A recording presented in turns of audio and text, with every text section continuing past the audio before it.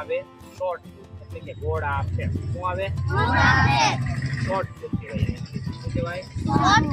ત્યાર પછી બીજી આવે ડિસ્કસ થ્રો એટલે કે ચક્ર ફેંક. શું આવે? એને કહેવાય ડિસ્કસ થ્રો અથવા તો ડિસ્ક. બરોબર. આવી રીતે આમ પકડી રાઉન્ડ ઘોડા ફેંકનું અને ચક્ર ફેંકનું રાઉન્ડ આમ તો સરખું જ હોય, ફક્ત એના મીટર તમે કેટલા મીટર દૂર ફેંકો છો એ જોવાનું. ત્રીજું આવે ભાલા ફેંક, જેવેલિન થ્રો કહેવાય. Javelin throw. ઓકે. ભાલા ફેંક દોડી અને એક પ્લાસ્ટિકનો ભાલો હોય એને ફેંકવાનો. હવે ચક્ર ફેંક. એને કહેવાય ડિસ્કસ થ્રો. શું કહેવાય? ત્રીજું આવે જેવલિન થ્રો એટલે કે ભાલા ફેંક.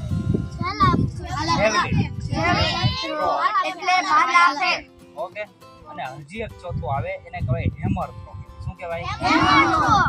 લોખંડનો ગોળો હોય એ સાકરથી બાંધેલો હોય અને પછી તમારે આમ પકડી અને આમ રાઉન્ડ કરીને ફેંકવાનો. એને કહેવાય હેમર થ્રો કહેવાય. શું કહેવાય? બરોબર. સમજણ પડી? આટલું સમજાઈ ગયું? એથ્લેટિક આ બધી ગેમોનો સમૂહ છે. આને નામ આપવામાં આવ્યું ત્રણેયને દોડ, કૂદ અને ફેંક. એને કહેવાય એથ્લેટિક. શું કહેવાય?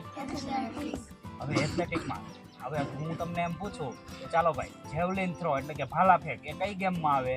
ત્રણ સમૂહ આવે. ક્યાં ક્યાં? પેલું આવે રનિંગ એટલે કે દોડ અથવા રેસ. બરોબર. શું આવે? પેલું રનિંગ. એ 100 મીટરની પણ હોય, 200 મીટર હોય, 400 મીટર હોય, 800 મીટર હોય. બરોબર.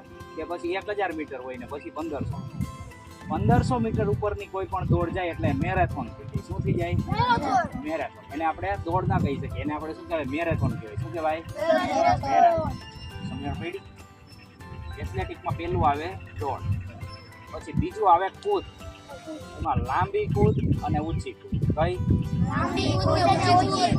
બરોબર. અહીંથી તમે જમ્પ મારીને આમ કેટલો જમ્પ